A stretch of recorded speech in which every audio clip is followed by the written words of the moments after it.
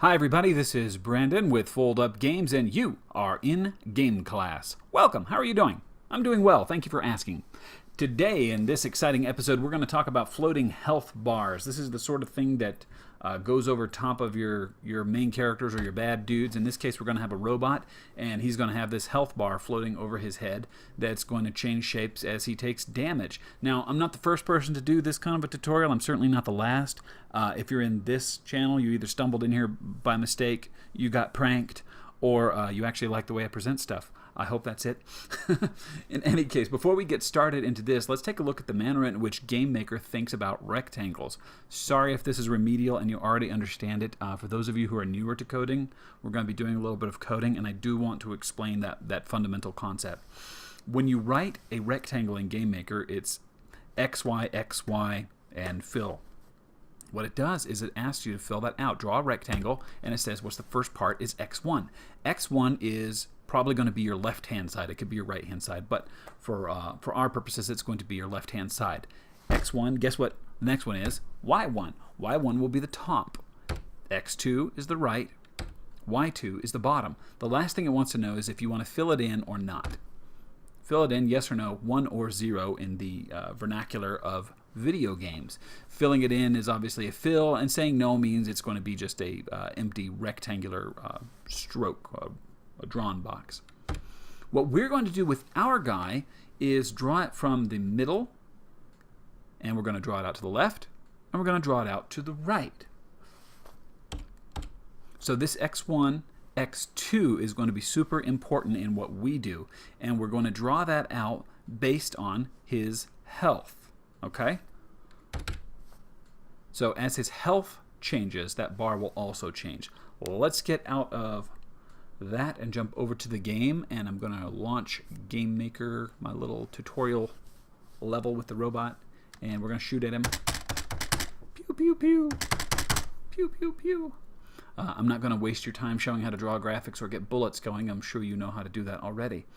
Let's instead jump into the bad guy object. And before we do anything, we need to create event.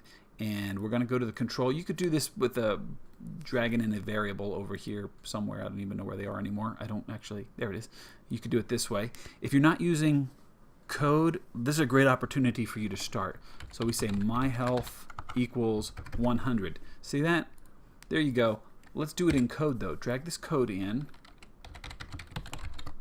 I always like to mark my code up at the beginning of it. You do a triple slash. That way it names the document. And we're going to write the same thing we just wrote.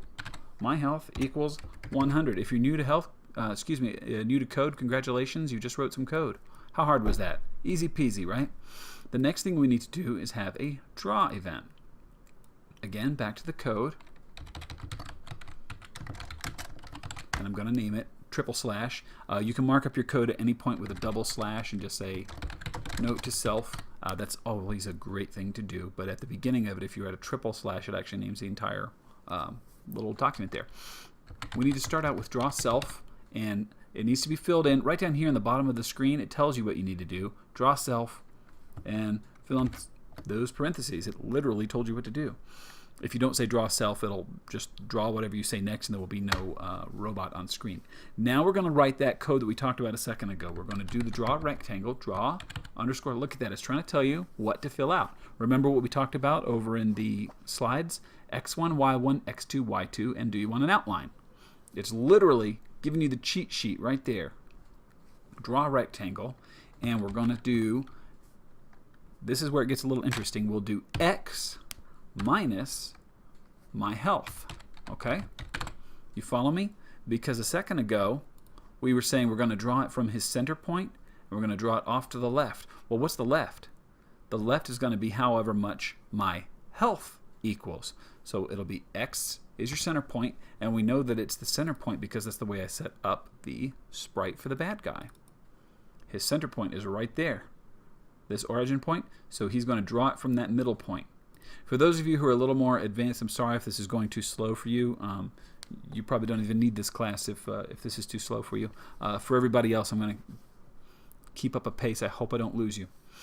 X minus my health is the left-hand side, that first part. Now this is going to be Y minus, And this is how high do we want it to go from his center point. This depends on how big your sprite is. In this case, I know that this Y value is down by 192 pixels from the top, so let's take it to at least 200. Y minus 200, that's going up. Next point is going to be the same exact thing. Remember the slide. We're going to do this plus side here. In the slide deck, it's the value right here. That right-hand side is what we're going to fill in next. It's going to be X plus my health. And then last of all, we're going to do the bottom side, which is going to be Y minus, and we'll make it less than 200. Technically, you could make this the top if you wanted to. Make it Y minus 300. It doesn't really matter. We'll do it 180. And what's the difference between these two values? 200 and 180? A little math will tell you that's 20 pixels. That means your health bar will be 20 pixels tall. And the last thing, you guessed it, outline. No, I want it to be filled in. What color do you want it to fill in? Well, we need to write that here. Draw, set, color. What color? It's got an entire palette. C underscore, and look at that. It has a little helpful pop-up. And I want to do C green in this case. I'll hit enter, C green, and he'll now have a health bar. Isn't that fun? I'll probably have to adjust it, but we'll take a look at it. Boom! He's got his health bar. And I do need to adjust it. It's floating a little bit too low, so we'll just take this and we'll increase it by 100 pixels, minus 300, minus 280.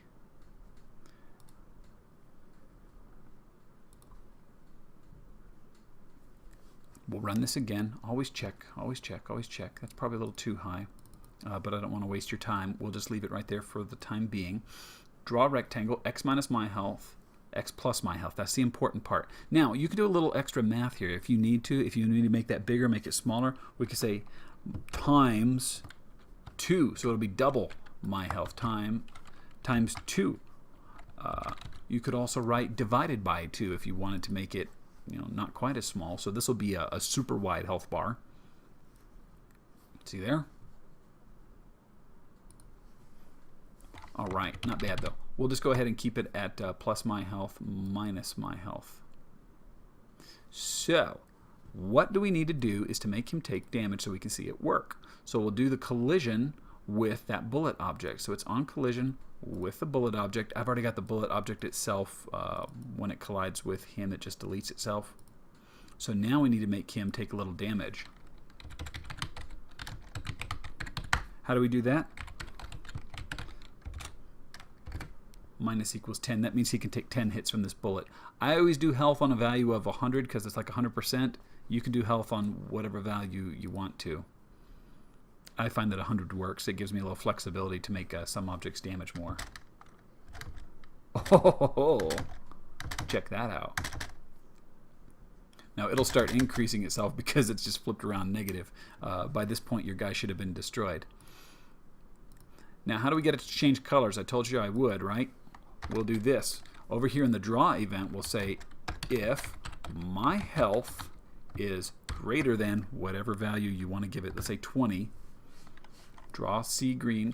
You could do else, and then do the same exact thing. We'll copy that. Boom, boom. And instead of green, he'll change to red. And when he gets down to 20 or so, it'll switch to red. Pew pew, pew pew, pew pew, pew pew. Look at that, it went to red. Let's run it again so you can see that in case you missed it. This is when he goes crazy and starts shooting lasers at you, right? Boom, boom, boom, boom, right? And that is all you have to do for a health bar. Obviously, if you want to draw it from the bottom to the top, you flip around a lot of the values. And there's lots of different ways to do this. You could also draw your health as an actual sprite. If you wanted to have a sprite dropped in there and it had just 5 little tick marks, or it was like a little pie chart. The difference there, of course, is that you don't get the flexibility of just a little health bar. This also allows you to add in as much health or as little health as you want your guys to start out with. And I think it's probably one of the most flexible ways to do things. So anyway, if this has been helpful to you, I hope you'll leave a thumbs up. And if I did something wrong, rather than thumbs downing it, tell me what I did wrong. I'm sure I'm not perfect. and you might be able to do it better. So thanks a lot, you guys. Have a great day. And if you need more tips, go over to foldupgames.com/gameclass. /class. And there are a lot of resources in there. Have a good one.